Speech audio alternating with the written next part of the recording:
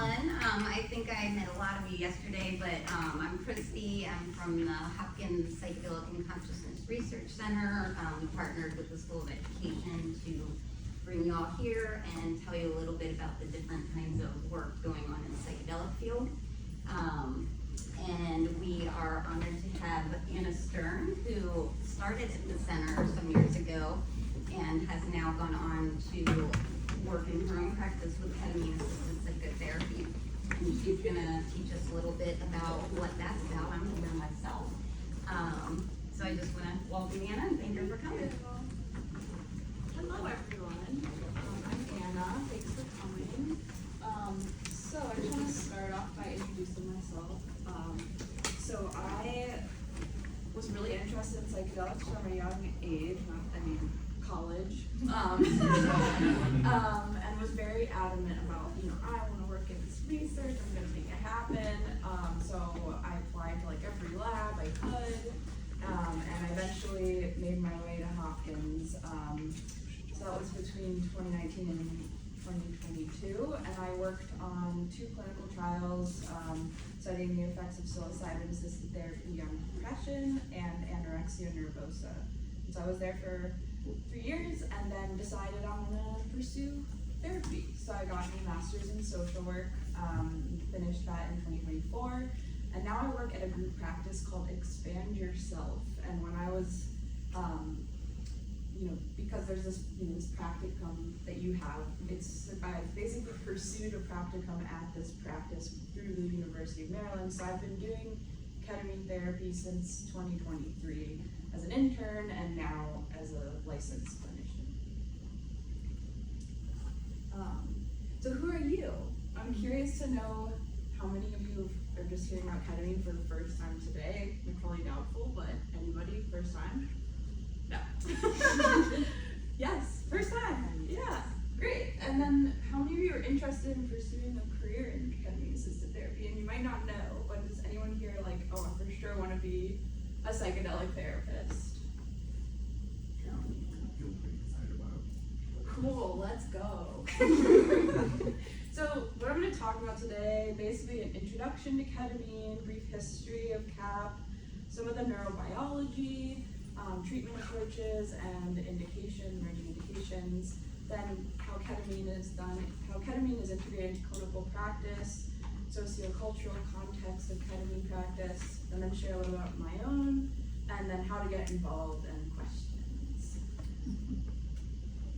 So what is ketamine? It's a dissociative anesthetic.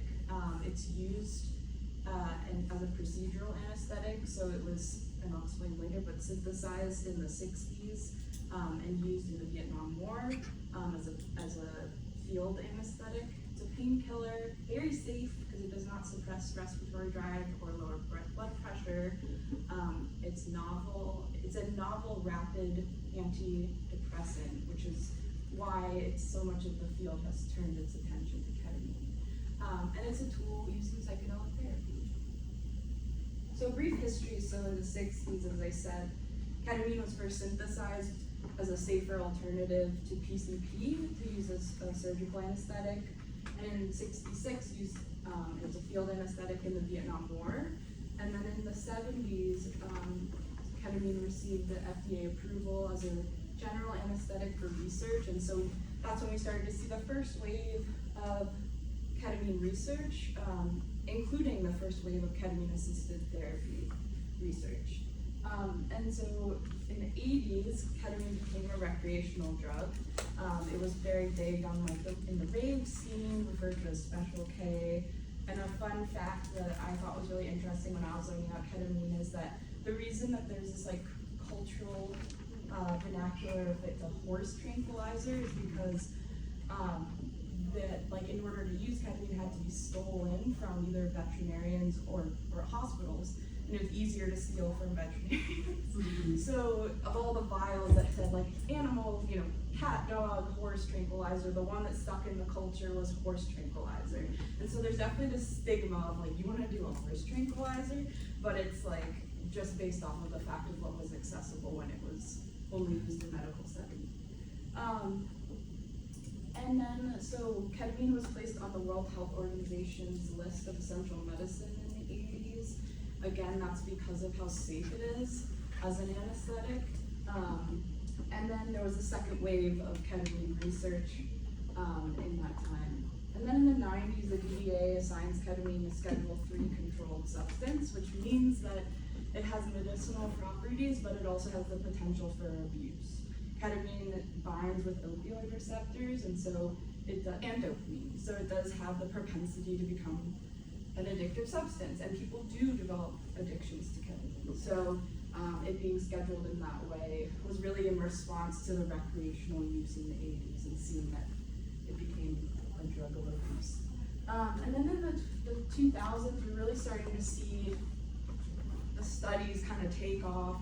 There was this doctor at NIH, Carlos Zarate, who has a huge ketamine lab, and he was really a key person in finding that ketamine has these incredible antidepressant effects, and that they're fast acting, and that they last for a decent amount of time with sustained dosing.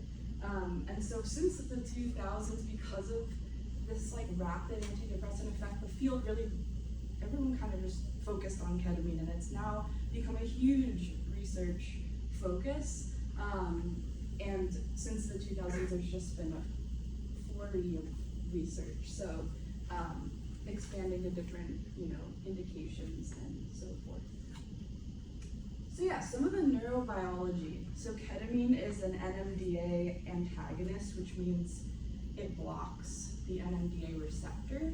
And what this does is it causes a surge of glutamate to the brain, which is the main excitatory neuron in the brain, which leads to this release in BDNF, or brain-derived neurotropic factor, which is basically because sometimes compared to like fertilizer for the brain, in the sense that it creates the growth of neurons. So the growth of dendritic spines and synaptogenesis, which creates the potential for increased neuroplasticity, as well as making the brain more flexible in the sense of making changes, whether they're behavioral or cognitive. So it can be really helpful in therapy to do ketamine plus therapy right afterwards, so that you're in this more malleable state. And then ketamine also down-regulates the default mode network, which is similar to other psychedelics like psilocybin, as well as meditation, which is really cool. And so the default mode network is, I like this little graphic, it's like a brain that's like, boop, boop, boop. It's like when you sit down and you're quiet, or you're in your bed going to sleep, it's where your mind goes at rest. So it's, memories, it's thinking about the future, thinking about the past, it might be like ruminating on a social situation that happened. And so basically that is down-regulated when someone takes ketamine, and that can be really helpful for people, especially if they have depression, anxiety, OCD. So like, when people look at the brains of those with those conditions, their default mode network is actually is much more active than those who have a healthy brain. I don't like that. Have a less depressed brain. That's a better way of putting that. And so there can be this decrease in self-talk, in negative self-talk, which can be really helpful and kind of create a new way of relating to oneself. We live in a world where we're very, Western culture, including myself, like I'm always thinking, then it's helpful to let go of thinking sometime and be embodied, and I find that with ketamine that can be really helpful. And then it also downregulates the amygdala, which is the emotion center of the brain, which can make it easier to talk about traumatic experiences with clients, and also just to be able to explore emotions, because sometimes people, their nervous system will shut down when trying to talk about challenging experiences, and so it can be a really helpful tool if they, if they want to do trauma work, to include ketamine.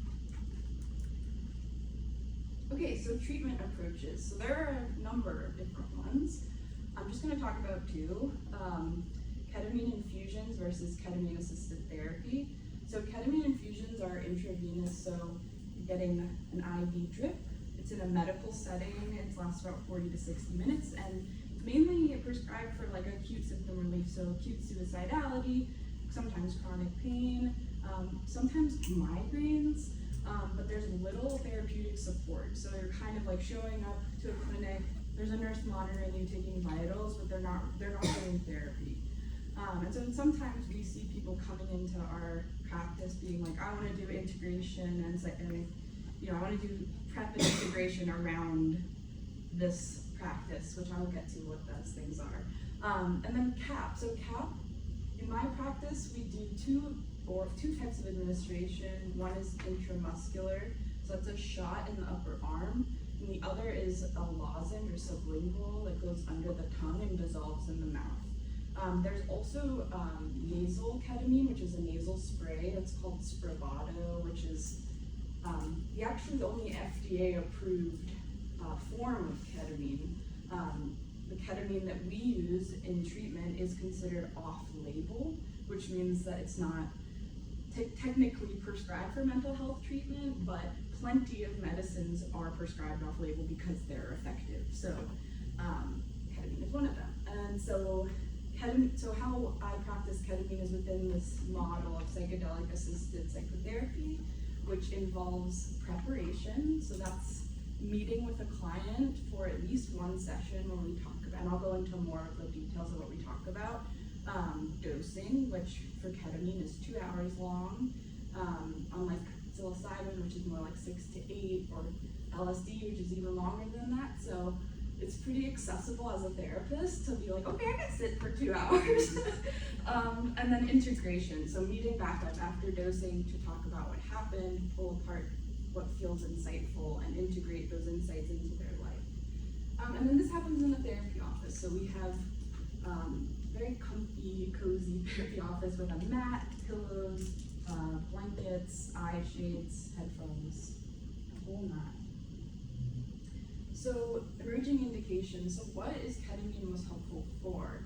So the most research has been focused on depression and treatment-resistant depression. That's what TRD is.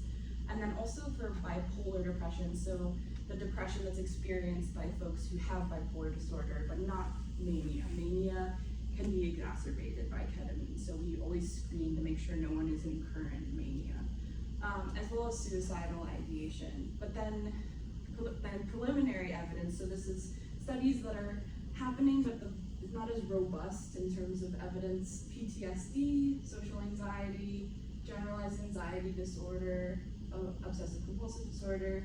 I wrote suicidality, which I think that's a mistake. Postpartum depression, substance use, and chronic pain.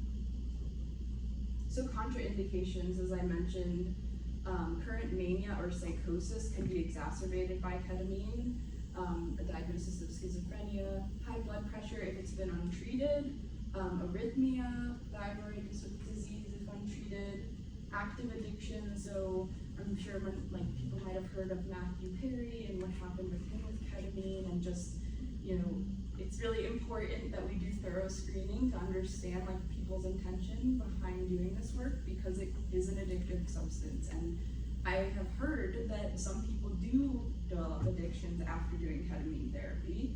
And so that's obviously, we want to minimize that risk as much as possible.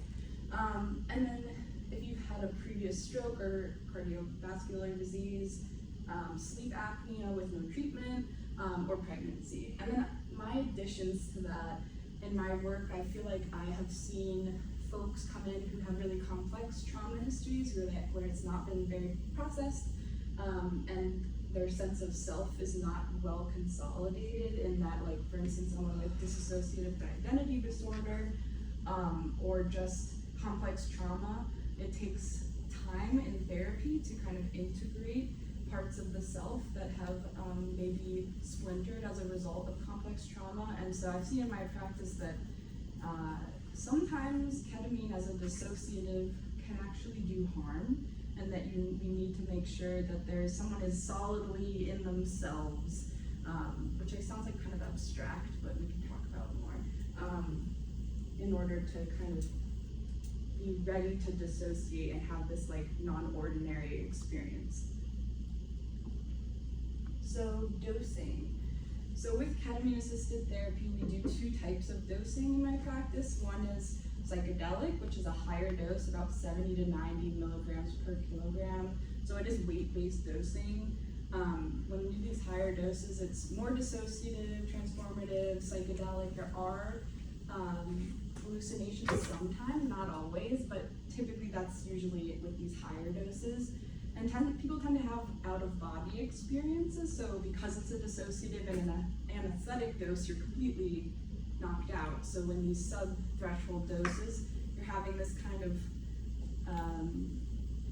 out-of-body experience of feeling like dissociated from your normal body and your sense of self. People also do have experiences of dying, which is really interesting. But people have, sometimes they're like, I died, and I'm like, oh, let's talk about it. What was that like for you? And that happens with psilocybin. It's very peculiar, and I guess it makes sense as like this idea of like ego disillusionment, or like the dying of the ego, that like our sense of self is built upon characteristics and emotions and thoughts, and if all that goes away, who are we really? Like, who knows? So that can happen. And then also mystical type experiences, similar to that of psilocybin or LSD, DMT, all those compounds, this type of quality of unity with the world, with God, feeling as though it's ineffable, that you can't put it into words, kind of this sense of knowingness, or recognizing the sacredness of all things. So that's also a very interesting part of my job, is that it's very spiritual sometimes. I don't tell people it's gonna be really spiritual, like buckle up. It's like whatever they say to me, I reflect back. So if they come in and they come in with a religious practice, they're like, I saw God and this happened. I'm like, okay, so it's super interesting. I find it it makes me very curious. And then psychedelic dosing is non-directive, meaning I'm sitting there with them in the room, but I'm not directing them in any way. The default mode is for them to lay down. They have eye shades that block external stimuli, and they wear headphones with a playlist of music that's made specifically for ketamine therapy. And kind of the MO, which I'll talk about that later. But yeah, so non-directive, so I'm not like talking to them, but I'm really encouraging them to be open and curious about what's happening inside. And if they need me, I'm there. And then the psycholytic dosing is low dose. And this is when you do add in a therapeutic modality. So it could look like talk therapy, could look like internal family systems, which is something that my therapy is informed by. Some people do EMDR with ketamine, which has been found to be effective. Exposure therapy, so if someone wants to do trauma work, mindfulness or somatic therapy, like guiding them through mindfulness meditation to get more in touch with their body in a different way. And I would say in my practice, I mostly do the higher doses and less of the interaction. But it's always what they want. So, okay, so how the team works, like how the clinical team works. So there's the client, and as I said, it's client-centered. So we really try to focus on, like, what are they coming in? Oh yeah, what's up? Are you taking questions during this stage? I was gonna wait till the end, but I can take it. I'm fine. I was curious about how important is the dissociative experience in your opinion? Because I know some studies out there saying that if people are dissociating, that's not necessarily relevant to their antidepressant outcomes. But then there are some studies that say that they are kind of relevant. And just curious on your thoughts. Yeah, it's hard because there are these different perspectives. It's really hard to say. I feel like it's been so individual that I've seen people do better with lower dosing and more of that engagement, as opposed to some who are, let's say like experience like OCD and are just like so stuck in their rumination that like being completely dissociated and having like this quietness in the mind is very, very therapeutic. So it's hard. Yeah. And that's what's like, I'll get to later, of like a hard part of being a ketamine therapist right now is like, it's the wild, wild west. Like, we don't know what we're doing. I mean, I know what I'm doing. I'm like, should I say that? I know what I'm doing, but I also, there are so many questions, and there's so much unknown. And so you are making clinical decisions, collaboratively and through reading and research, but it's very, it's challenging in that way. So I would say, I don't know. Thanks for your question though. Yeah, so client-centered preferential dosing. Some people will come in being like, I want to have a psychedelic experience. Other people come in saying, oh, I want to do what you think is going to be the most helpful. And then the therapist is my role in charge of the intake, prep, dosing, integration, and then there's the prescriber who does the medical evaluation to make sure that someone is safe to take ketamine, calculates the dosing, and also administers the substance, or prescribes it if we're doing lozenges, and that gets shipped to the client's home. And so there's this kind of, this triangle of effort where, the therapist and the prescriber are really in communication with each other, because the therapist sees a lot more of this. The therapist really knows the client, is like the advocate for the client, but the prescriber is in charge of medication, and so it's just this kind of ongoing conversation between the three. And when we talk about dosing, it's all three people are involved. Okay, so then some sociocultural context of ketamine. It's very inaccessible at this point, but that is changing, which is very exciting. Right now, I would say for the most part, it is offered without insurance. However, a lot of practices do offer, it depends on your insurance. If you can be reimbursed for the therapy. We bill all of our sessions as normal therapy sessions, so they should be, if someone has out-of-network benefits through their insurance company, they can submit a super bill to their from us and get reimbursed. And so sometimes it covers 80% of every session, and that ends up being affordable. But for some folks, it's totally inaccessible. However, Brian Richards, who is here, he has a practice at Gladstone, and they are doing ketamine therapy, but specifically with lozenges, and they do take insurance, and that's very exciting. So I've been very happy that that's happening in our city and making it more accessible for folks. Give us an idea of what the cost would be without insurance. Without insurance, so it depends. So if someone is depending on their symptoms, we usually recommend doing 3 to 6 dosing sessions. It's like that 6 dosing sessions is like $4K. Okay. It's expensive. Okay. But It's good. It's not 40K. I mean, it's not 40K. It's not 400. Yeah. It's not 400. The dosing sessions at our practice are $450, and then there's like the intake and the prep and integration, and but I also do some sliding scale work too, because I couldn't. Okay, so yeah, so like we talked about the stigma of ketamine being a drug of abuse, Elon Musk, Matthew Perry, so it's some people are like, ketamine, like what? So there's definitely that stigma still. And then just in terms of diversity and cultural sensitivity, I feel like most of the psychedelic field is primarily white, whether that's the therapists or the participants in the studies. And also I've seen just working my job, because it's inaccessible, it's, that brings a certain demographic, which is a systemic issue. And so there's a need for more accessible therapy. And so that's why what Brian's doing is really important.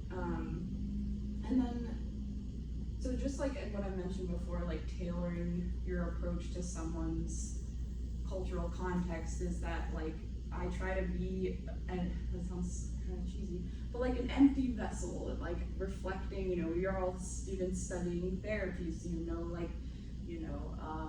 open-ended questions and affirming people and reflecting and summarizing and just trying to like hold whatever they're bringing. And that too comes with religious background, their cultural background, and then also like acknowledging difference, acknowledging when, what I'm bringing to the table and what I lack, and keeping that all in conversation. And be aware of your own biases. So in any type of therapy, we should be checking our biases and doing self-reflection. But specifically in a psychedelic state, I have found that there is an increased sensitivity to this and so just like being aware of transference and countertransference, which I don't know if I should define. I feel like y'all know what that is. Yeah, microaggressions, just bringing mindfulness to the practice. And so my CAP practice, also, does anybody have the time? Because I just want to be 10:30. Okay. So my CAP practice is trauma-informed, mindfulness-based, compassion-focused, and internal family systems informed. So how the flow of treatment works, we do pre-screening, then we have an intake, med-eval, preparation sessions, usually 1 to 2, dosing, and then integration. And depending on symptoms, we do like 3 to 6 sessions, usually once a week. So it'll be like, let's say we do a dosing on Monday, we'll do a follow-up on Wednesday or Thursday. But sometimes we do bi-weekly, and that kind of depends on the severity of their symptoms. So if someone is like very severely depressed, I would definitely recommend we do once a week, sometimes twice a week. But it really depends. And then maintenance dosing is needed. So I have had people come in, they do 1 session, they're like, I'm good, I'm gonna go. And then there's other people who I have done, I've worked with one person for a year, and we've done maintenance dosing throughout the whole year. So I don't know, maybe like 50 sessions, like we've done a lot. And really for this person, it's like more about maintaining a certain baseline as opposed to, it just depends. But it's been helpful for them. So then in terms of like, what do we cover in a preparation session? So ketamine, I first talk about what to expect. I also talk about, the onset and what the subjective effects are. And I try that, this idea, for me, like I remember I had my background is in mindfulness. I started meditating when I was a teen with Tara Brock. I don't know if you were familiar. Yes, so I'm a big meditation person. I heard you talking about Joseph Goldstein, love him. Oh, yeah. So I was always just like struck by how much psychedelic therapy just like overlapped with my understanding of mindfulness meditation, in that we're encouraging them to be curious observers, to watch what's happening, but try not to attach to it or assign meaning to it, or just to be curious and open and see what happens. And that's really hard because we have all these parts that come up that are like, what's happening here? What does this mean? And and so it's just, it's really cool because it feels like a 2-hour-long, like drug-assisted meditation. That's kind of how I'll frame it for people sometimes. And then we talk about like, what's the best treatment for you? Should we do a low dose with more guidance, more therapy, or do you want to have a psychedelic dose? And that conversation, it's just interesting. This is coming back to what you're saying of like, the clinical judgment piece of it, and it being, I've been doing this now for like 2 years, and it's like I've learned so much, but there's a lot we don't know, and it is trial and error, and it's expensive. So I'm like, shoot, I want to, we want to do well by people, but it is it's a process. And then talk about the neurobiology, which always excites people because it's cool. The science is really cool. And then we talk about resourcing and navigating difficult experiences. So in the whole like world of psychedelic therapy, we want to think about that trips can be challenging, but not bad, not good or bad. Instead, it's like, what is this? What can I learn from this? Like, what did this bring up? Sometimes challenging things help us grow. Sometimes we need to face parts of ourselves that live quietly that we don't look at. But other ways that we talk about resourcing or grounding would be through belly breathing, so encouraging them, just like Vipassana meditation, to have your breath be your home base.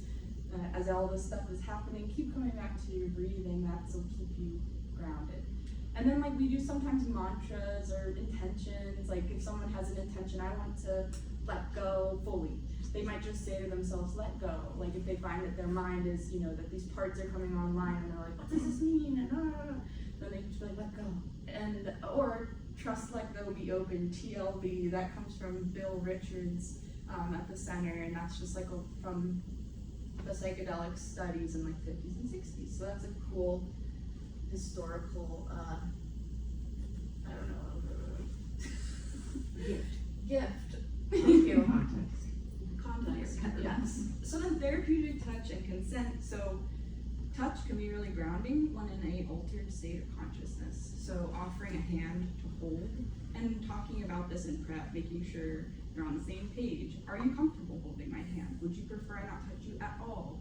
And just really letting them lead. And then music. So the music that's playing in the headphones is made for ketamine therapy. It's really beautiful, and it can be a great anchor. Most of the time, I would say, when I worked on the psilocybin studies, and this is people saying the music was the guide. That was really what took me on this journey. And so it's really powerful and important. And then client input, yeah, so whatever, what would make you feel safe and supported? How can I make this like the most comfortable experience for you?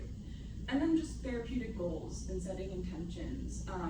Because of this neuroplastic period after ketamine, we try to harness, what are your goals? If someone is really depressed, it might look like, I'm going to walk X amount, I'm going to include exercise, nutrition, mindfulness, trying to bring in these more behavioral patterns that support them in remission and coming to feeling better.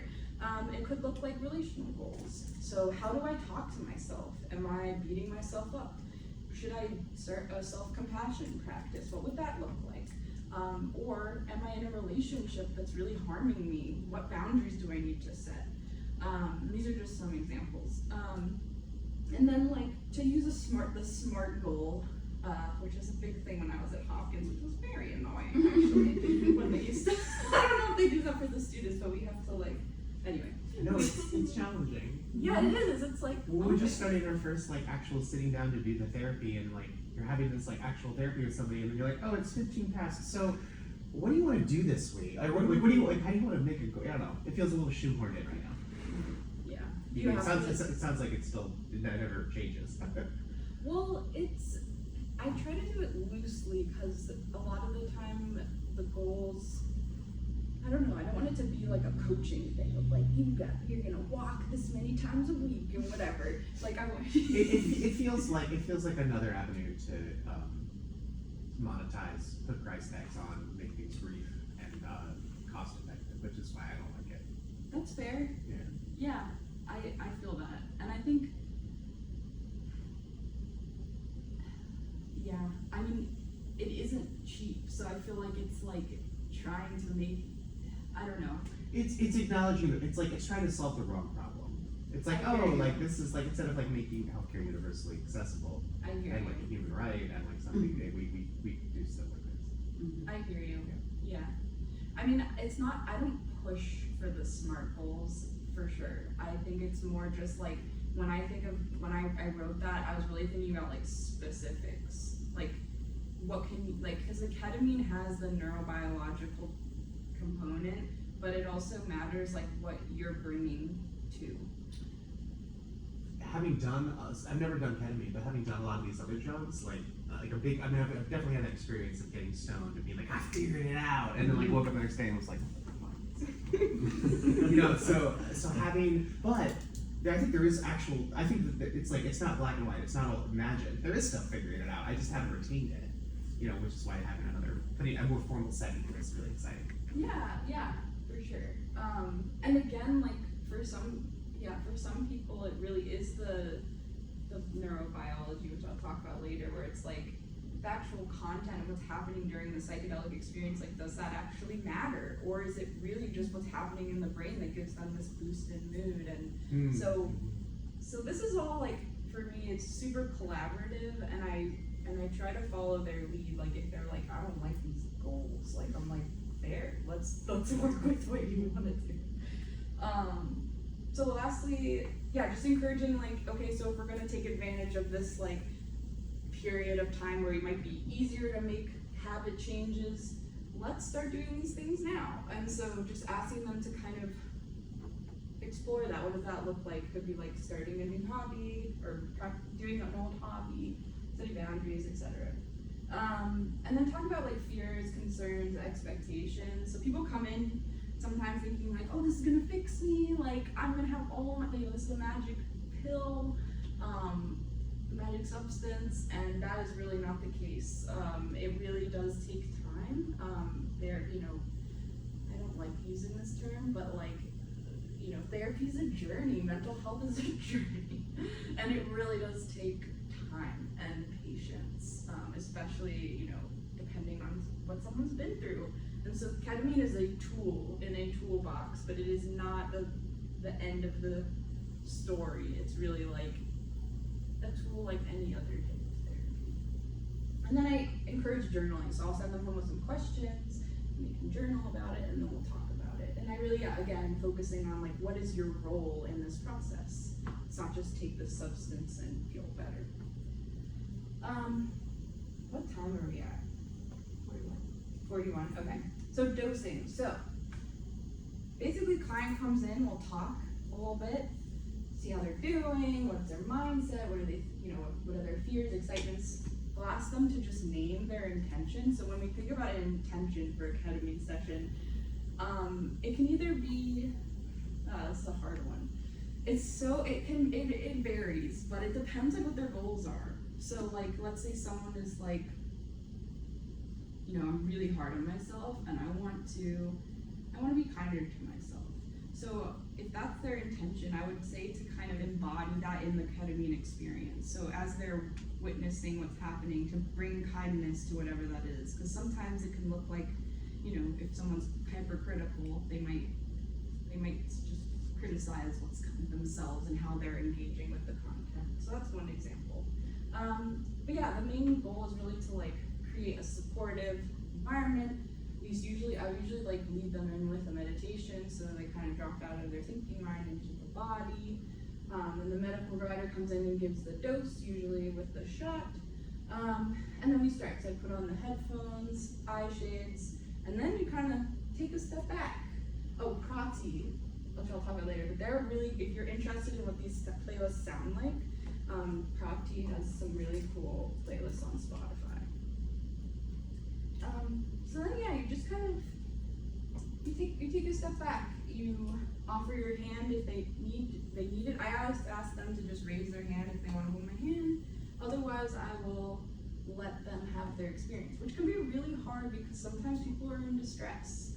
They're crying or they're, and it's hard to trust that they're going through what they need to go through, and like if they need my help, they'll ask. And I've seen that with psilocybin too, of just, I was lucky to work with some guides who I remember looking over at them like, are we gonna do something? And like Mary Casamano just sitting there like, just like, oh, like it's just like a very, it's challenging. It can be really challenging, but it also helps you learn how to tolerate your own distress. And that's something that's like, I talked about later, is just like, this work is so, like it involves so much self-work as well. So yeah, reflect what they say, offer them words of safety and support. Sometimes I'll just say, I'm right here with you. Or I'll say, this is temporary, it's gonna pass. So it's this challenging things are coming up, challenging emotions, they will pass. I sometimes try to think of it, it's like I'm a doula in a way, because I'm just like, I'm just shepherding you through. Yeah, and so plan ahead. So if like you're doing psycholytic, have a script in mind. And the effects last around 45 minutes to an hour, and then that last part of the session, we're really talking about what happened if they want to. Sometimes people come out and they're like, I don't want to talk at all. So I might have like paper and markers so that they can draw, or we're just sitting in silence, but I really try to take their lead. Yeah, send them an email, playlist, questions. So then integration, so coming back in, usually this will be within a few days to a week. We discuss their responses to the questions, and if they did any drawings, I'll look at it and be like, well, tell me about this. And yeah, again, using ORs, open-ended questions, affirmations, reflective listening, summaries, that comes from motivational interviewing. And leave the interpretation up to them, highlight themes, patterns, and narratives, but I personally try not to be like, oh, like that was your mom, and like, oh, this means that. Yeah. Even when you really want to. Yeah, even though that squirrel's your mother. No, I'm just kidding. Okay. So yeah. So then there's like the bridging the psychological insight into the experience into daily life. So can be really hard for people sometimes, because they're like, okay, so I had this big psychedelic experience, and now what? Like, what do I do with this information? Like, how is this gonna help me? And again, like, there is this, like, the neurobiology of things where, like, they have the session and they feel their depressive symptoms are lighter. They feel, their mood is lifted. Like, that in itself is, that's it right there. But then when it comes to, like, the content, it's like, it sometimes brings up pertinent themes, but then other times it doesn't. Other times it's, like, random and weird. And so we kind of have to, like, I don't know, just be open and curious, and sometimes you just don't know, and people sometimes are confused. Ketamine can be confusing, and so just being like, what is it like to be confused? Have you felt like that before at different times in your life? Like, how did you deal with that feeling? So kind of make anything workable. Okay, so then deciding if you want to be a ketamine therapist. So again, it's like this growing field, it's novel, which is exciting, but it's also newly being researched, and so there's a lot that we don't know, and especially I finished grad school and I'm doing this now, and then sometimes I'm like, I have like my imposter syndrome part come up, and I'm just like, oh, I don't know what I'm doing, and it's like, really, I do, and there's tons of other people in the field to talk to.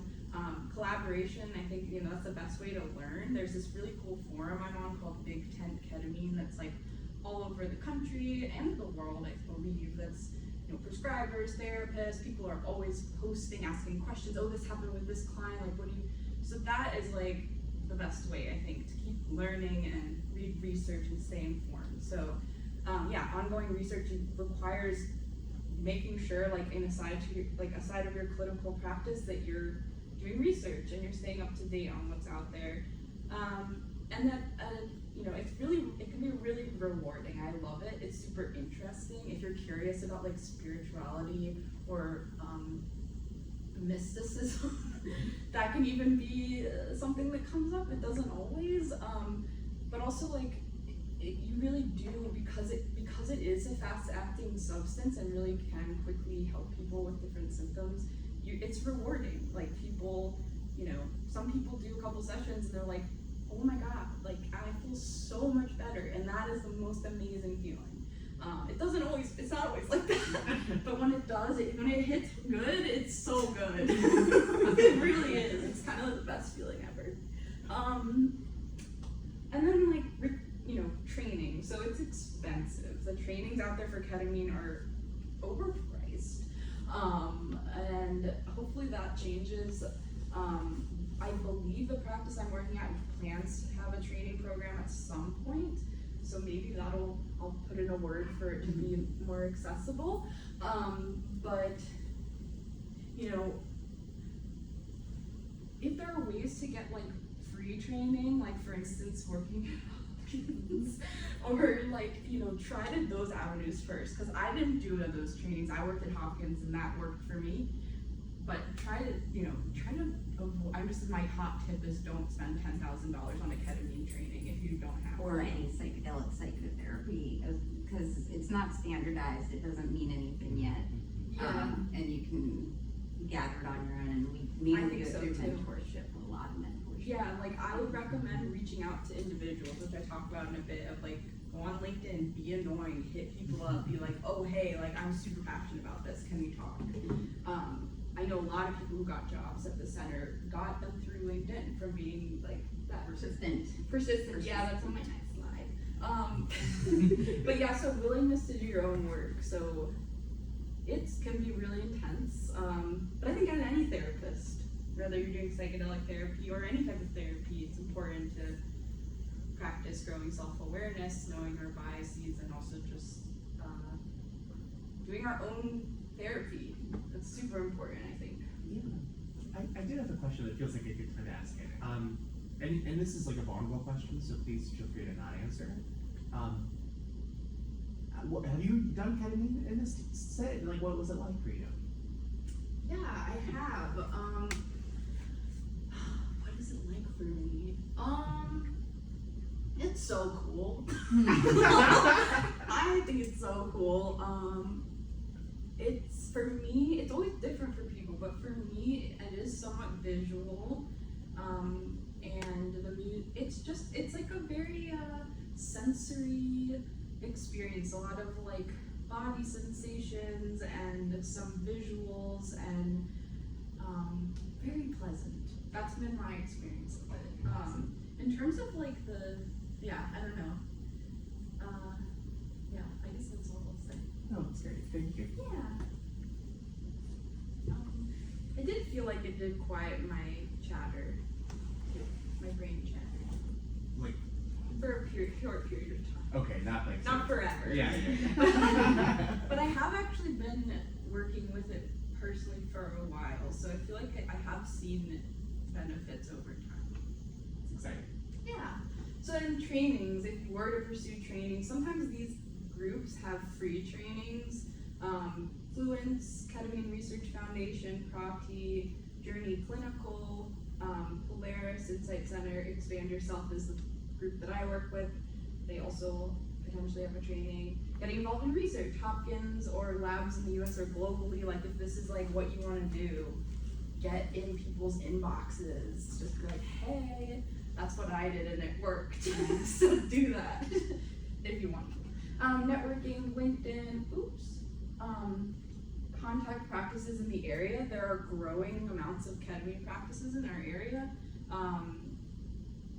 Gladstone, there's a group called Prism Wellness that does ketamine therapy, and I believe they are taking insurance.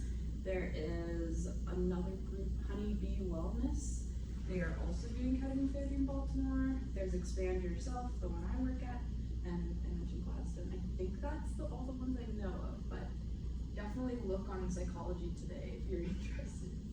And then like conferences. So a cool way to like get involved in the field is to volunteer at a conference. Some of these conferences are way expensive, so you can volunteer, and you end up doing a job, but you get to go for free. You can network with people, and there's some cool ones like Horizons is in New York, so it's close. I went to that one time.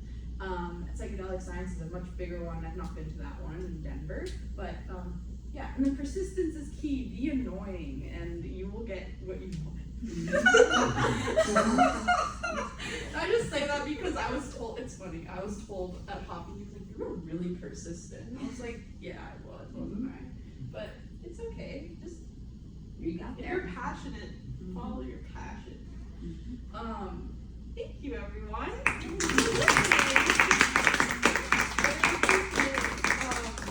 My references and questions. Yes.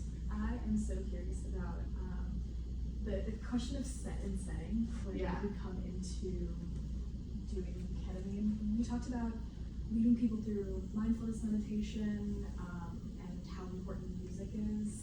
But I'm wondering if there's any standardization to, like, is there a protocol that this is what we do for patients because we know that this is how they will feel afterwards, and that's the kind of setting that we want to take them into this experience with? It's a good question.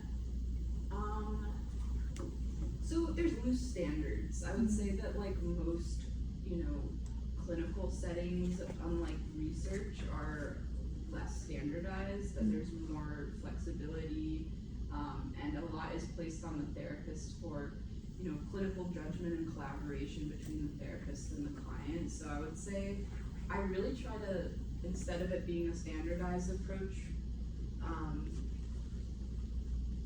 flexible, which I know is like, you know, in terms of like the standard, the real standard is like the set in terms of laying down, eye shades, headphones, but in terms of like leading them into it, intentions, and that's kind of it. I feel like there isn't really a standard. Yeah, it's really, those are the basics. But And it's then trust let go be open. trust, Like, let go, be open. That's the Well, standard. But that in itself is like, well, what does that mean for a client? You know, like what does trust feel like in your body? Like that's kind of how, you know, when I lead people through meditation, I usually like do grounding, and talk about safety and talk about like you're safe. Remind yourself, you know, I'll be watching your body. I'll be taking care of your physical body so that your mind can explore. But yeah, there's not really a standard. And that could change. Like I know Brian is trying to standardize a lot of this process, and so that might, you know, make for more structure. Yeah. I can see how being flexible is really beneficial when it comes to people who have different clinical indications and people who come in with just different experiences. But it's also really surprising to me because we know how potent ketamine is, and we know how like it really ramps up the whole neuroplasticity thing, and we know that people have really these experiences on ketamine. So it's really surprising to me that people can just walk into a clinic and do it. Well, I didn't go into so much our screening process, but we do, you know, first we do like an online questionnaire, and so that asks questions about like contraindications, and then the intake process it's not a given that you're going to proceed. The intake is seen as a screening measure, so asking questions and getting a sense of is this a safe option, but I agree with you. I think that, you know, not to talk poorly of the practice that I work at, but I do think we should have more standardized procedures. And actually, like Brian in the next talk at 11, we'll be actually literally talking about screening standardization. So I do think that is important. And I have in my head my own standard, but that's not a, you know, a protocol thing. It should be. Yeah, and I will say, like, being a student, having been a student so recently, like, they teach you so much of, like, this is the box, it's and like, once you start actually doing therapy, you realize, at least in my experience, I realized, like, there's a healthy balance. It doesn't all have to be, like, for me, at least, yeah, there's a healthy balance between flexibility and standardization, and, but, like, evidence-based. Being that you had experience in the CPCR, like in your experience, what is the biggest difference that you have observed between the experience of someone on, like, say, a psychedelic dose of ketamine versus psilocybin? Yeah, so psilocybin is much longer, obviously, 2 hours versus 6 to 8. I would say psilocybin has much more typically vivid hallucinations. I would say for ketamine, it's not everyone even has visuals, and that doesn't mean it's not working correctly. I would say, in terms of like, those are like subjective effects, but in terms of like therapeutic effect, I mean, it's hard to say. Because I worked on an anorexia trial, and that was very complicated caseload of people. I would, you know, so I'm trying to think how to answer this. I mean, both have antidepressant effects, both have like anxiolytic effects, but ketamine I think is a little more easy or easeful for the participant, because psilocybin can be really intense, especially in a high dose, and it's much longer. So I feel like accessibility in terms of like how strong of an experience you want the client client wants to have. Ketamine is a lot chiller. But it depends, because sometimes it's not the case. Sometimes people have really big experiences on ketamine. I'm trying to think what else. Well, I could ask maybe more a specific question, because Yeah. like something that we've been seeing in the CPCR with our OCD study is we're having difficulties with participants letting go and surrendering to the experience, because that's one of the things, so one hard. of the defining characteristics. And so, like, have you found, like, with working with participants with OCD, like, have you found it to be similar to that, or have you found it to be really effective for that population? So it's really hard. Yeah, Mhm. it's the same kind of thing where people are, you know, want to be in control, and like the sense that, you know, they have to, like, this idea of letting go or allowing the experience to unfold is really, really hard. And Mhm. I've seen that as well, but I have seen, you know, whether or not they're struggling in the acute session, that doesn't mean they're not going to have those benefits after. Where, like, I have one client who has pretty severe OCD, and during the sessions they mentioned that they have their compulsions, like their intrusive thoughts come up, and the compulsion, which is a thinking compulsion for them, but it's only the positive, they call the positive compulsion. So ones that are done in order to, like, they have moral scrupulosity, so kind of these like positive compulsions to think certain things to rid themselves of like moral wrongness. And so they were like, only the positive ones came up, which was interesting. And during the session, I would say that, like, they were, you know, taking off their eye shades, putting them back on, talking, like, it's not as, it's not, they can't like fully like, you know, surrender, I guess. And that's okay. Like, I don't, which was so interesting about Hopkins, because I felt like there was sometimes this, like, you gotta lock, yeah, you not judgment, but you like gotta lock in and like gotta let go. Yeah. And like like that's not always, Gonna it's not gonna happen, and that doesn't mean it's not beneficial. And so, but as with this client, for instance, afterwards, like the week afterwards, they had such a good reduction in the obsessions and compulsions, almost to the point where, like, they weren't even present for like a day or two, and then over time, like, come back slowly. But we're continuing to work together, so I'm very curious what will happen. Yeah. Would you say that when it's hard to let go, that manifests as a challenging, like you're talking about them coming out a lot?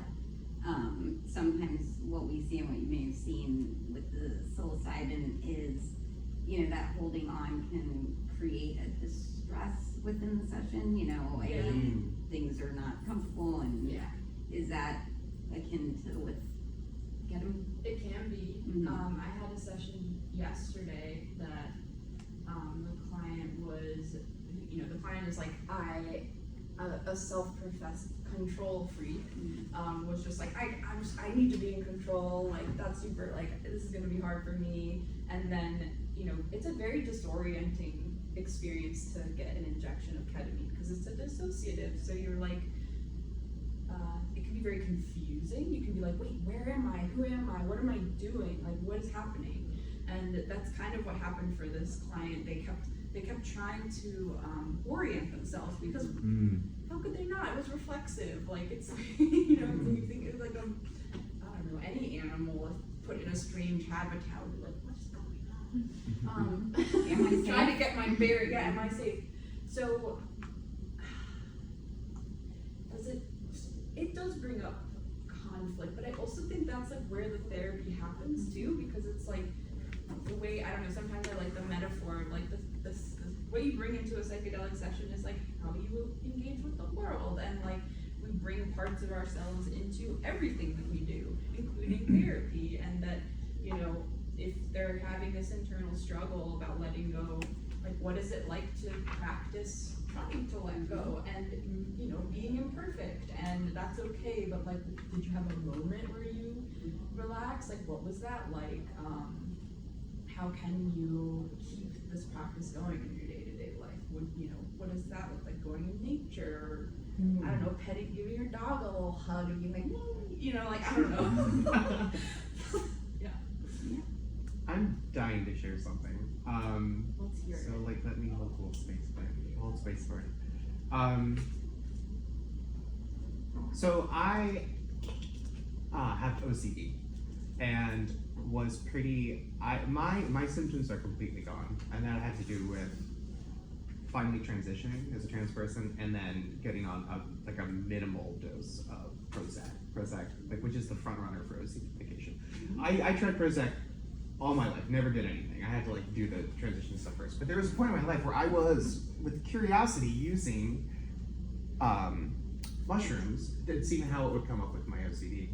And what it did was, I was having like a great trip, and then I found this, like, no matter like kind of what kind of OCD is showing up for you, there's this fear of contamination, whether you're feeling dangerous or it's you're evil or whatever. Like, it's the contamination piece of it. So when I had the negative thought, when I had that, like, it like took over the whole trip, right? Like, that's kind of like how it happened for me. I also tried MDMA, and that also happened. Like, and I've had like nice MDMA experiences, but like there was like one where it was like, oh, I'm really obsessive about this, and like my OCD like got over the MDMA, and then I'm like rolling, and I'm like, oh, I feel really great, but I'm like really anxious about this thing, can't stop thinking about it, and it was like disappointing. Yeah, so I just wanted to share that. Yeah. Sometimes it amps stuff up too, Yeah. which is, that's why it's hard, because it's like, you're like, this might happen, or, it's like, I've had, or, yeah, sometimes like that, the parts of us that we're hoping will soften, the ones that are like, all the rumination and the anxiety, sometimes that gets like, front stage, is that a rated you? A big part of what you do in exposure response prevention and everything is not giving over power to that energy, right? Because that kind of keeps this thing moving, and as soon as this thing stops moving, actually all your symptoms stop, and it's pretty amazing. Right. If you can get there. Yeah. And like when you're high, when you're tripping, like that I don't know. It really comes down, I think, to like how, like, whether you've done that work, like whether you're able to do that one thing. If you can do that one thing, then it might be really effective. But it's kind of like doing the prep work first. When you say that one thing, do you mean? I mean, like, exposure to it. Yeah, like trust. It's very hard to describe. Well, it's because it's like you're exposing yourself. Like when you do ERP, it's like the exposure and then like seeing the distress go down over time, right? Right. So is it? I mean, it could be like prolonged exposure during the ketamine session. Like if, let's say, that part's coming up, but Well, it's the problem is if you're not like, you can have an exposure, and then like you can start checking like halfway, like if you're pure O, like your client is, like I mostly was, you're pure, like there's no like touching or thinking, it's more like mental gymnastics. Then like once the part of your mind, the rational part of your mind that's like, hey, like you need to not listen to this or it's just gonna get worse. Once that part gets a little hazy, it just creates an opportunity where if I do give in to the OCD and I start doing it, then it's gonna be really hard to get out until I sober up. right. I guess that's some of the experience fees. It's like a thought loop. I thought a little bit, yeah. Turned but, like, up. Turned up, right? Yeah. Yeah, exactly. Yeah. Yeah, it's interesting. Which is also why I think mindset setting is so important going into these, because there's so much like internal work that you can do beforehand, but right at the beginning of a ketamine session, if the conditions aren't right, it makes it so much easier to go into that trip. Right. Or challenging experience. Yes. Yeah. Yeah, I mean, I feel like a lot of the suggestions, even for recreational use, is like, be safe, be with people you love, Yeah. be in a good mental space. Right. Like, if you had a bad day, don't do it tonight. So even like recreationally, I think it's very common, like, there are. Yeah, I'm trying. I don't want to be rude, but we gotta clear after this. Yeah. Like, questions. How'd it go? Good. Yeah, really good.